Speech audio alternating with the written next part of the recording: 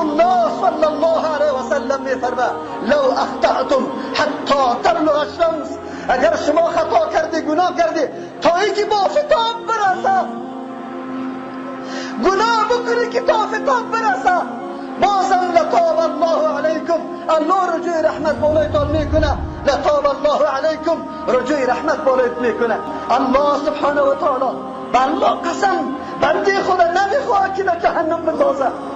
الله خواسته که بنده های خدا به اشکال متنوع گناهش معاف بکنه و یا را مستحق جنت بگردانه.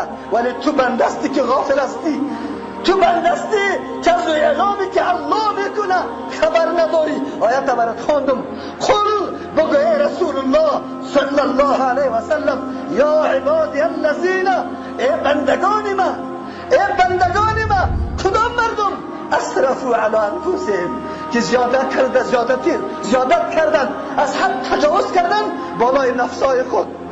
هر انسانی که گناه میکنه در نظام الله هیچ تغییری نمیاره و الله هیچ نقصانی رسانده نمیتونه. هر انسان گناه میکنه، ظلم سر خود میکنه، نفسی خود به عذاب الله، به غضب الله پیش میکنه.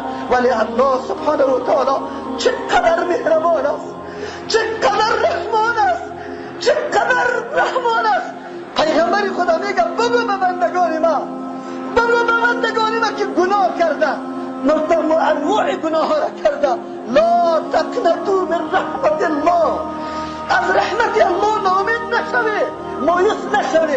رحمت الله وسیع است. الله اکبر، الله لازم گرفته وسعت رحمت خدا، نوشته کرده رحمت خدا. خدا الله اگر هر قدر گناه دارم، یقینا گناه دارم، معصوم نیستم، انسان خطاکار هستم، اشتباه میکنم، نسیان میکنم، جاهل هستم از عاقبت گناه، از انجام گناه. لیکن یک امر دارم، یقین دارم الله که تو رحمان هستی و بخشش میکنی گناه را. الله تو رحمان هستی، بخشش میکنی گناه را. من مایوس نیستم، اگر کل کوهاوری گناه دارم از رحمت تو مایوس نیستم، چرا خود گفته ای لا تقنطوا من رحمت الله، از رحمت الله مایوس نشو. اگر فرمان الله را نبری، اگر 4 دقیقه این برق بروه و پکا استاد شوه، عرق میکنیم، جان ما تنگ میشه، خدا شور میده. به اون حالتی که دستای آدم بسته باشه و آتش بریز میزنه، آتشی که الله در دانه، او را که تو دفاع میکنی. تو تو توان مقاومت داری به اون قعر جهنمی که اگر سنگ پرتی 700 سال میره پایین، در اونجا چی میکنی؟ و بنده یادت بیاد، و بنده آخرت عقیده داری، جهنم عقیده داری، نافرمانی الله را تا کی بکنیم؟ تا کی نافرمانی الله باشه؟ کدام موقعی است بر موجود الله فرصت میده؟ الله کدام ذات است؟ الله را میشناسیم کدام ذات است؟ الله اکبر.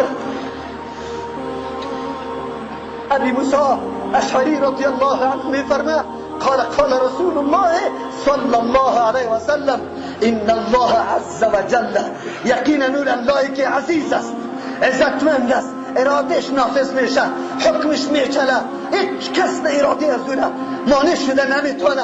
و او ذاتی که عظیم است، جل است، بزرگ است. او چی میگه؟ یبسط یده باللیل، دستی که لایق شان الله است میگسترانه در شب. چرا میگسترانه؟ هموار میکنه لیتوب مسیء النهار، به خاطر که توبه کنه کسی که در روز گناه کرده. الله دست دراز میکنه به گناهگارا که توبه بکنه تا الله توبهشون قبول کنه که روز گناه کرده. و یا یبسط یده باللیل و یبسط یده بالنهار، دستی که لایق شان الله دراز میکنه در روز، لیتوب مسیء اللیل، به این خاطر که رجوع بکنه کسایی که در شب گناه کرده. حتی این معامله کتی تو بنده، کتی تو بنده غافل، کتی تو بنده باغی، کتی تو بنده جاهل، کتی تو بنده که هیچ الله را نشناختی، نه رحم الله را، نه معرفت نعمت الله را. لیکن الله متعالی معامله را کت داره حتی تطلع الشمس من مغربها، تا اینکه آفتاب از مغرب طلوع بکنه.